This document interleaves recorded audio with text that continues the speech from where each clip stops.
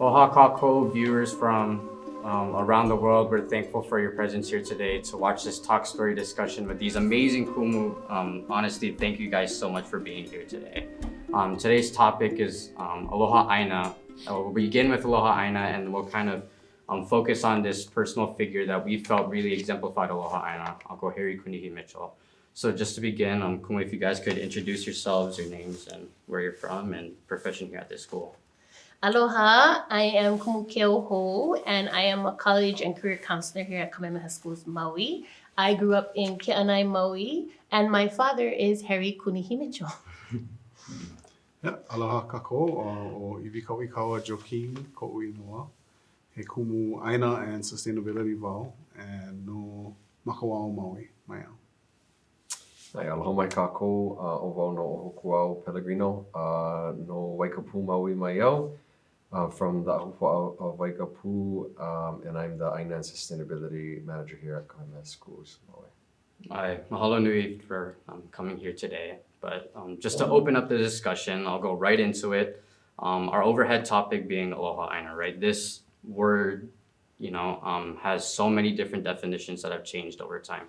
My personal definition of Aloha ʻāina is, I think it's the strongest, truest form of love between something, right? As a parent is to their child, as a grandparent is to their grandchild, right? I believe it's the purest form of love, but over time in the past, it could have been interpreted as Mālama ʻāina, or it could have been interpreted as just Hawaiian patriotism. So I want to hear you guys' thoughts about that. Like, how do you define Aloha ʻāina? Yeah, when I think of aloha ʻāina, I think of specific people in time that were leaders and examples of, I guess, speakers on behalf of the nation, of who they represented, their country. And a lot of times I think of people like Mr. Kauli'a that traveled across the continent, to fight for our rights. And I think of people like Harry Kunihi Mitchell that led in different ways, not just one way.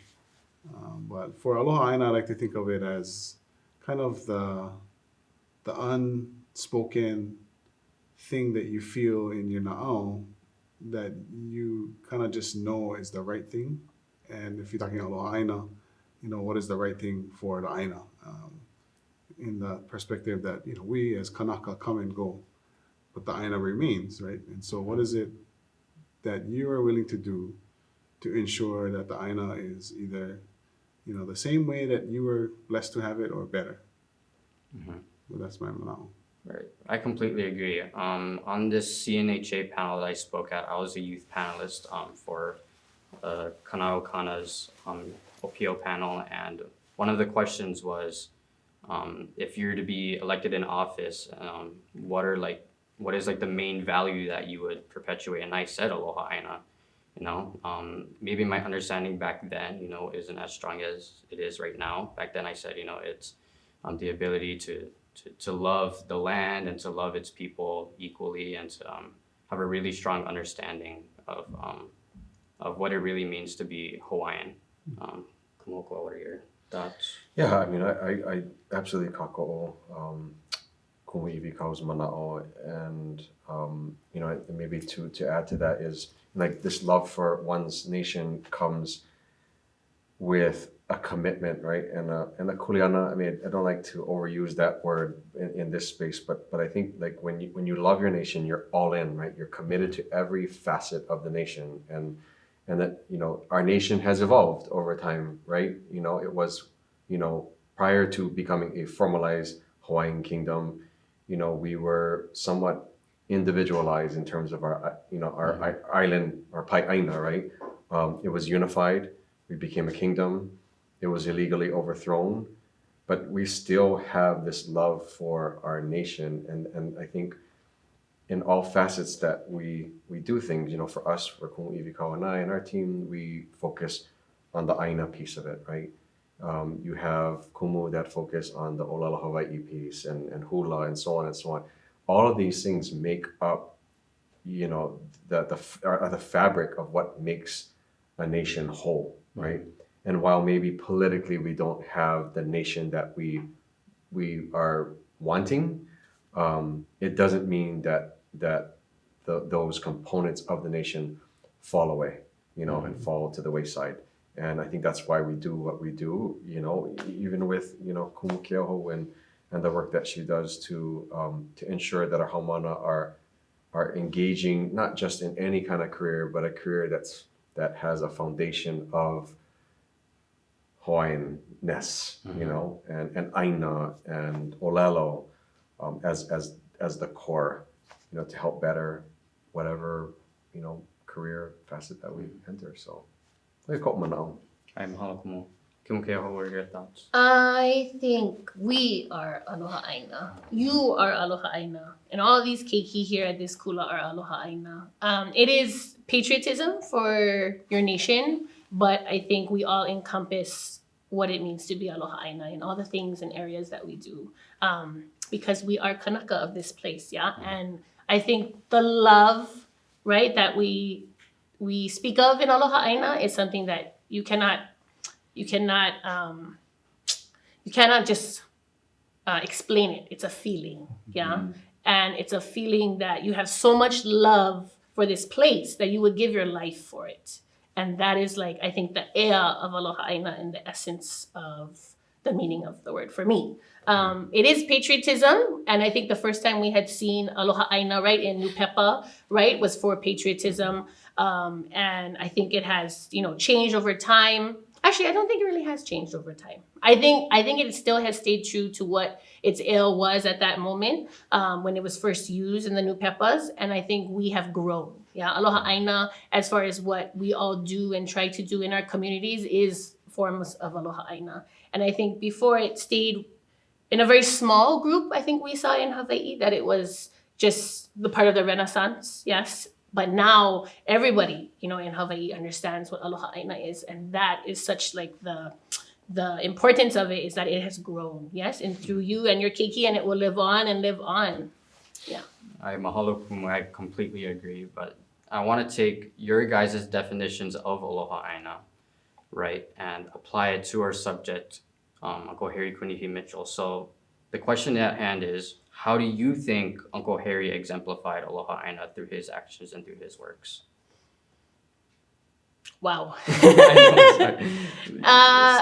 So in a personal level, he was just my dad. Right. Yeah, and through the community, he was so important to so many people because he shared his ike with all of them in all different facets. Yeah, with lo'i kalo, mahiai kalo, with poi, pa'iai. I mean, with super intricate things like navigation.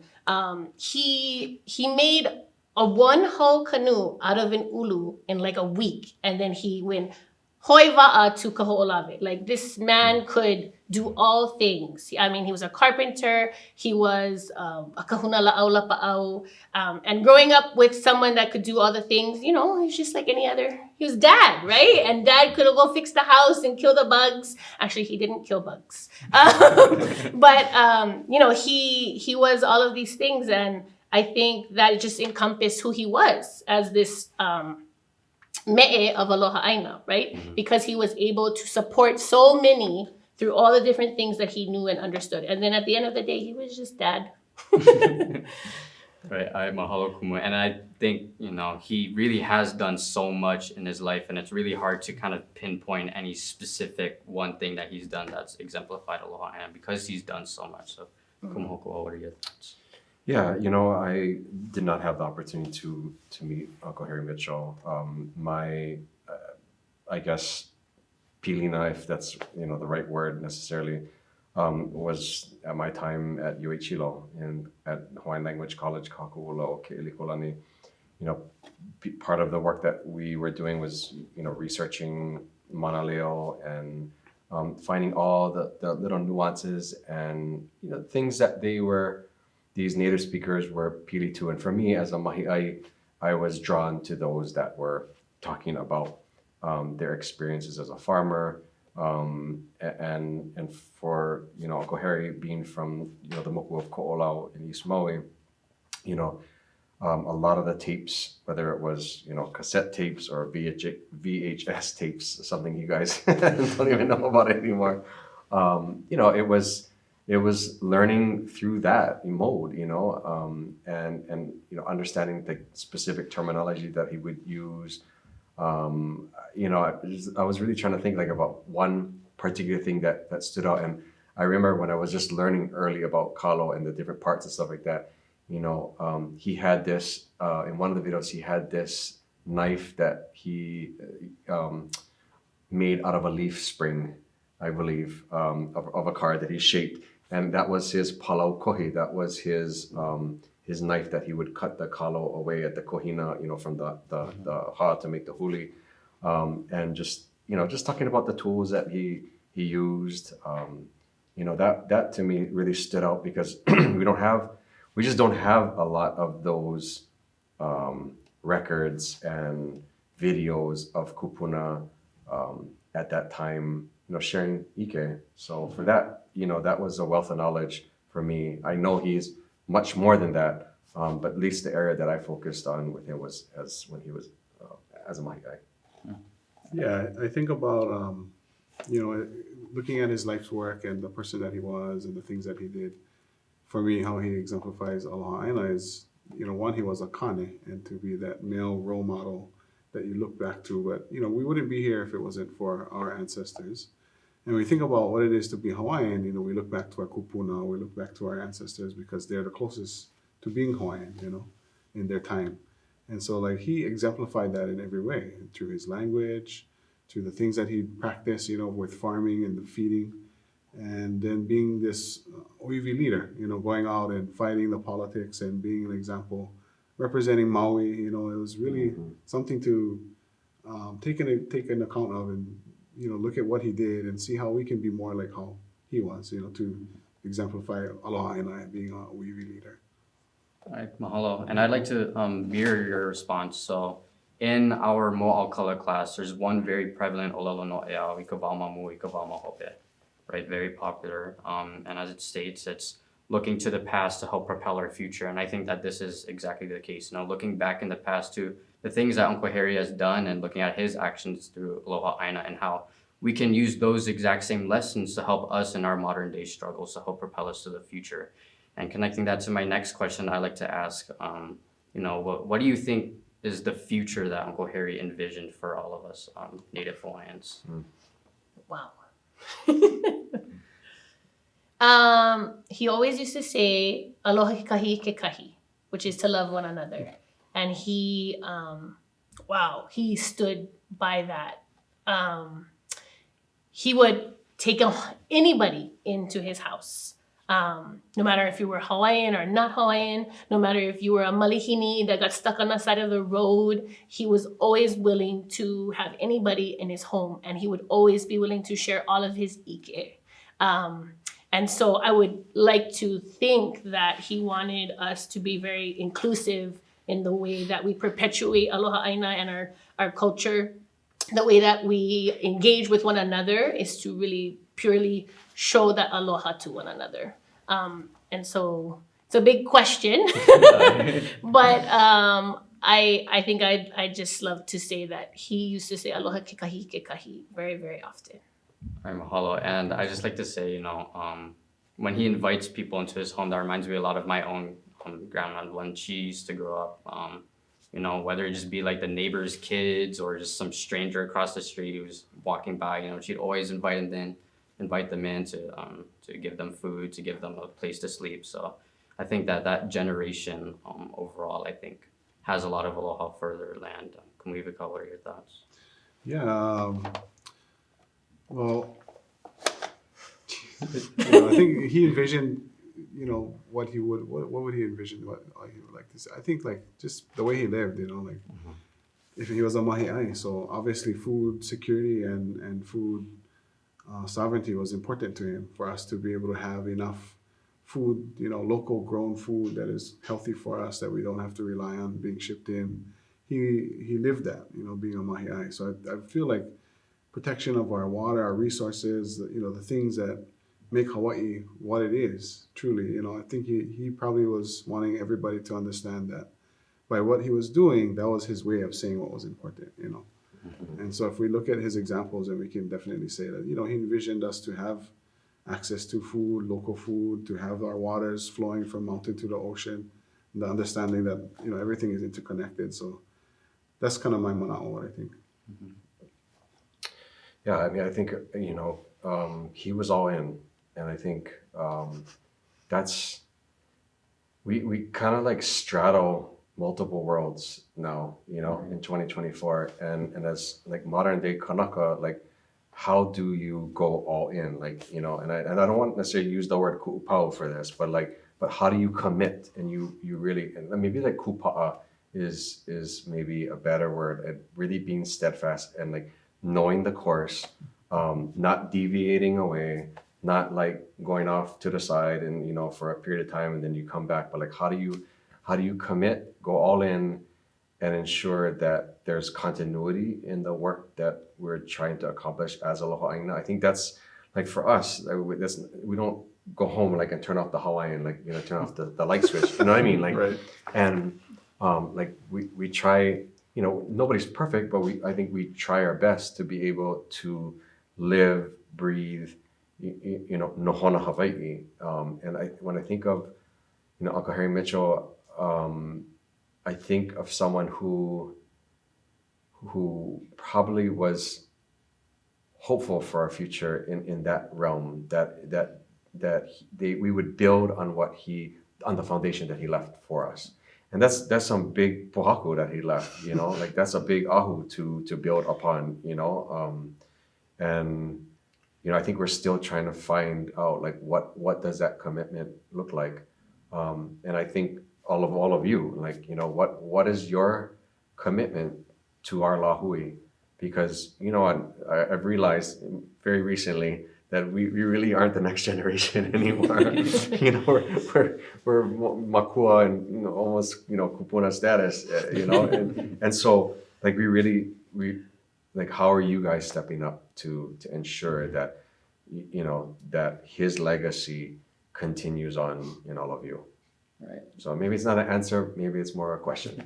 Right, mahalo kumu. And I think, you know, I believe that education, you know, is 24/7 every single day, right? Education isn't just in our schools. Education isn't, you know, math and science. Yeah, it is. But really, I believe that the most growth comes from working in the land, working with the ʻāina, and working with your families, and the experiences that you learn outside of school, because I believe that that's really what's going to carry you after your educational school journey.